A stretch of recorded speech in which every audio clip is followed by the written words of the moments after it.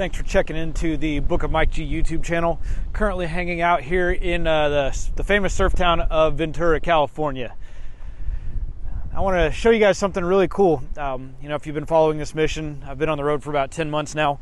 Let me just jump right into it. Here's part of a little video that I've produced for one of my freelance clients. Maybe I've produced hundreds of these. I'll come back and tell you a little bit more about how I've been funding this crazy vision that I've been living in.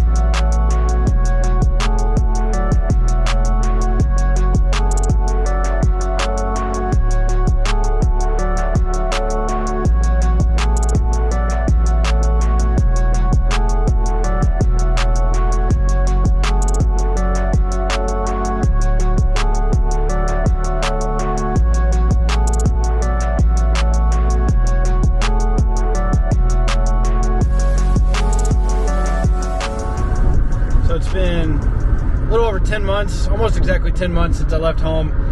Had to fly back and do some work here with Big Dog Motorcycles with the client. I'm doing a big clothing line release.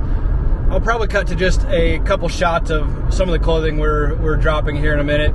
I'm in charge of all that. And then also had to just visit family.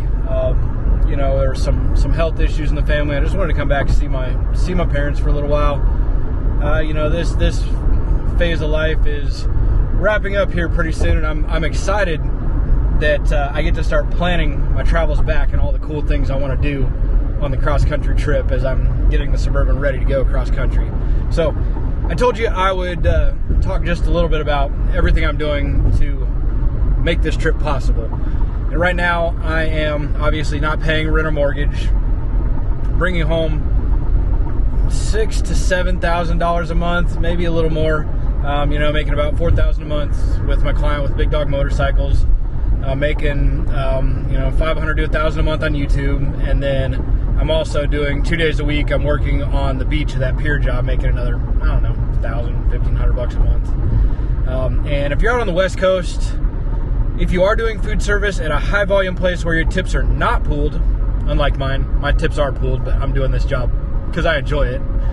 But if you're at a place that's high volume without pooled tips and you get to keep your tips, you can easily make $300, $400, $500 a day. A shift, might be 6-hour shift. When I worked on the ski slopes out in Summit County and Breckenridge and Keystone, Colorado, I could never make less than $350 a day at a little kind of pizza type restaurant. We didn't have pizza, but just a sports bar, nothing fancy.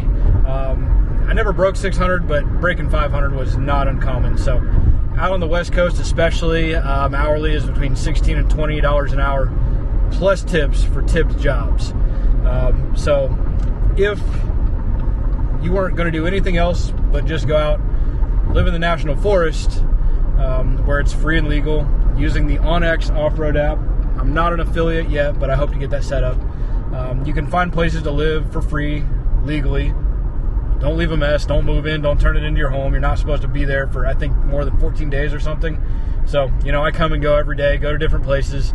For me, having a combination, having 3 different sources of income and low monthly expenses has allowed this trip to be possible.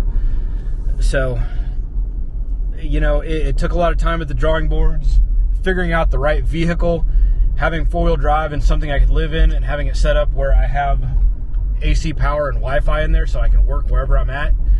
It wasn't like I just took off, and that's a big difference between the kind of the overlander camping van life in Colorado. Everybody was out there by choice. The ski slopes needed people like myself to keep those economies running because Airbnb literally took over all the rental real estate, mostly owned by people in Texas and Florida, and there's just nowhere for people to live. So businesses literally would allow, just a year or two before I left, they wouldn't allow anybody to park overnight, and pretty soon, as Airbnb just took the last bit of rental real estate out of there, it became a bribe to, hey, come work for us and we'll let you sleep in our parking lot. So it's a little different mentality out in California, whereas there's a lot of people that are doing this through necessity. It seems like almost everybody I know has had a stretch living in their car out there, but it was never by choice, whereas I come from a background where it was completely by choice and always designed. If you do decide to try out this nomad life, you need to think of a few things ahead of time. Where are you realistically going to sleep? I have no interest in the stealth camping life, in trying to sleep in parking lots, in residential areas, and that's not congruent with what I want for myself. So think about a vehicle that has some off-road capabilities. I mean, really, about the best answer for a lot of this is a 4x4 truck and a pop-up truck bed camper. That really seems like it especially for the least barriers into doing something like this. I think that's about the best option. Really think about not having a trailer. Anything that you can have that fits into normal sized parking spaces when you're in the city is there's so much benefit to it. Some ground clearance, really good traction, really important, good tires, understanding of off-road, making sure your vehicle is mechanically sound. But then, at least on the West Coast, if you've worked in food and beverage, now I'm back here in my hometown in Wichita, Kansas. Tipped jobs here are $2.13 an hour, plus really bad tips. I've worked in a lot of different tourist towns and vacation situations all over America, and I've worked in industries where I've had to card people. The worst tipping people in the United States of America come from Kansas. So I don't think you do too well trying to live this life in Kansas, even though the cost of living's cheaper when you're not paying rent. It's inconsequential. Gas is a little bit more expensive. I mean, grocery store is slightly more expensive out on the West Coast. It's not really a big difference. But if you do land anywhere up and down the West Coast where the hourly is real good and you got people with real money paying real tips, you can make some really good money. And, because I do have such confidence and competence in that background, even though I've got a university degree, I've got decades of experience in video production, I've owned a business, I've done a lot of stuff, but if I just want to go somewhere and make some good money and get a job quick, I'm just going to head out to the West Coast, print off a bunch of resumes. You need some certifications in California, which you can get online. I've got those all lined up, and I'm just going to go door to door, and I'm going to get a job that day, and I'm going to make good money within a week or two. And so, instead of being so anxious about having to apply for jobs and have something lined up ahead of time, that's just not the way this stuff works, especially on entry-level type jobs that they can put anybody in there. But if you do work tip jobs in the food service industry, if you've got some experience there and you're confident and you're competent, it's a great, great avenue to get in. If you're kind of hard up and you just need to make money, temp agencies. I have a friend who owns a temp agency here in Wichita. They hire felons. They hire people with all kinds of different situations. They'll put you to work the day of or the day after you show up in the office. There's ways to make money immediately if you need to. But the thing is, you have to commit to yourself, I'm going to go and I'm going to make this money and I'm going to get by. You have to stop relying on others to make things easy, and you got to go out and you just got to grab things and make them happen for yourself. If you want to live this nomad life and you want to live it well, you got to make things happen for yourself. So I hope this sheds just a little light on how I'm actually doing this. Again, I've got a good amount of money coming in now. I have paid my dues. I have been broke. There was a moment in my life when I was homeless. I couldn't walk. I was living in a camper with a guy. As he was driving off, the clutch in my car went out. I couldn't take a bus home. I had a short-haired dog. I mean, the thing is, I was fortunate enough. I still could have called somebody and gotten rescued if I really needed it. They didn't know I was having those problems. I didn't call and have anybody help me. I got through it. And over time you start building up some grit. You start getting a little tougher. And now, different levels, different devils, new levels, new devils.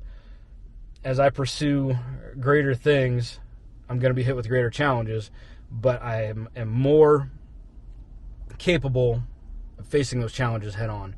And if you want to live a life like this, if you want to go out and travel and find your freedom in this way, you've got to rely on yourself. You can't just apply for jobs online. You can't just hope things work out, and you can't sit around and cry when things don't seem totally fair, because guess what? Life is not fair. I've had things way harder than many people and way easier than a whole lot more, and none of that is relevant. The only thing that matters is how I handle it, what the problem is in front of me, how fast and how capable I am of getting through it without crying for help or feeling sorry for myself. So I hope you guys are inspired. Those of you who would actually like to do this, understand it can be very amazing and it can be very challenging. And I hope you guys watch my, the Book of Mike G. Watch my playlist. I'll put it up at the end of the video. It shows some of my challenges. I had just put in a new engine that I couldn't afford, and then my transmission went out on the road, and I refused to go home. I have this calling. There's some reason I was out here, and now it's all started to make sense and started to fall into place, and I just wasn't willing to give up. And I hope to inspire you guys to relentlessly pursue whatever that path is that you're being called towards, because there's something amazing out there for you. If you've sat through this video this long, there's something else out there for you other than just trading hours for dollars to have somebody else tell you what to do, how to dress, who to be, and how much you're worth. So come along on this journey, guys. This is only going to get better and better. You can't even imagine all the things I've dreamed up ahead of me. I know I'm going to make them happen because I've just learned for a fact that I am going to go after what I want and nothing is going to stop me. And I'm starting from real humble beginnings, and Rome wasn't built in a day, but man, everything keeps falling into place. No matter how hard it gets, it always just gets better. So guys, thank you for following along on this journey. Check back more for some crazy content, things you might not even know. Wow, that came out of left field. Check back for some sick throwback snowboarding videos. I used to live with next to a couple guys that were training for the Olympics in snowboarding. I lived with a dude that was a big air competitor. I lived on the ski slopes for 7 years. I did stunt riding. We've got some stunt riding videos, more motorcycle videos. I've got hundreds and hundreds of hours of chopper videos I've made for Big Dog Motorcycles. Check them out. Their Facebook group, they've got about 80,000 followers, which I'm the guy behind the keyboard for them. That's Official Big Dog, and their YouTube, which you can see more of these Big Dog Motorcycles videos, is and their YouTube is Big Dog is Back. Thanks for coming along on the journey, guys. Catch you soon.